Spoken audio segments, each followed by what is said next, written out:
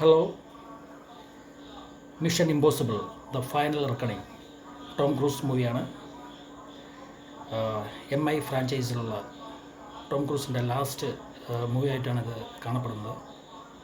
പടം MI ഫാൻസുകാർക്ക് ഇഷ്ടപ്പെടാനുള്ള കുറേ കാര്യങ്ങൾ അതിനകത്തുണ്ട്. സാധാരണ MI മിഷൻ ഇമ്പോസിബിൾ മൂവീസ് ഉണ്ടല്ലോ, അപ്പം അതിലുള്ള പോലെ ഫൈറ്റും ത്രില്ലും എല്ലാം കുറച്ച് കുറവാണ്. പക്ഷേ ഇതിൽ കൂടുതലും ഈ കുറേ പകുതിയോളം ഇമോഷണൽ ഗ്രൗണ്ട്സാണ് കാണിക്കുന്നത് ടോം ക്രൂസിൻ്റെ. പിന്നെ കോൺവെർസേഷൻ നല്ല രീതിയിലുണ്ട്. എന്നുവെച്ചാൽ ത്രില്ലിന് കുറവൊന്നുമില്ല. ഇൻ്റർവലായിട്ട് നമുക്ക് പറയാം, പകുതി ശേഷം നല്ല രീതിയിൽ പടം പോകുന്നുണ്ട്. ഒരു സബ്മറൈനിലുള്ള സീൻ റിയാലിറ്റി ആയിട്ട് നമുക്ക് തോന്നും. ആ ഗ്രാഫിക്സ് അടിപൊളിയായിട്ടുണ്ട്. പിന്നെ പ്ലെയിനിൽ ഉള്ള ഫൈറ്റും പിന്നെ കടലിലെ കുറേ സീനുകളുണ്ട്. അതെല്ലാം അടിപൊളിയാണ്, വേറെ പ്രശ്നമൊന്നുമില്ല.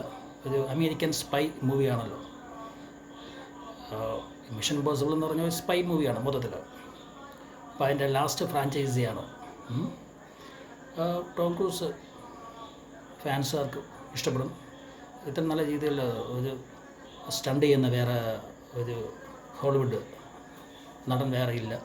എല്ലാവർക്കും ഇഷ്ടപ്പെടുന്ന ഒരു നടനാണ് ടോം ക്രൂസ്. എന്തായാലും ഈ കുറേ ഇതിൽ കോൺവെർസേഷനും കാര്യങ്ങളും കുറേ കൂടുതലാണ്, ഇമോഷണൽ സീൻസൊക്കെ ഉള്ള ഒരു MI പടമായിട്ടാണ് എനിക്ക് തോന്നിയത്.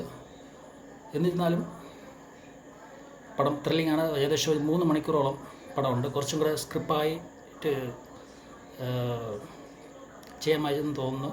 കോൺവെർസേഷനൊക്കെ കുറച്ചിട്ട്. എങ്കിലും മൊത്തത്തിൽ പടം 3 മണിക്കൂറാണെങ്കിലും ബോറടിക്കത്തില്ല.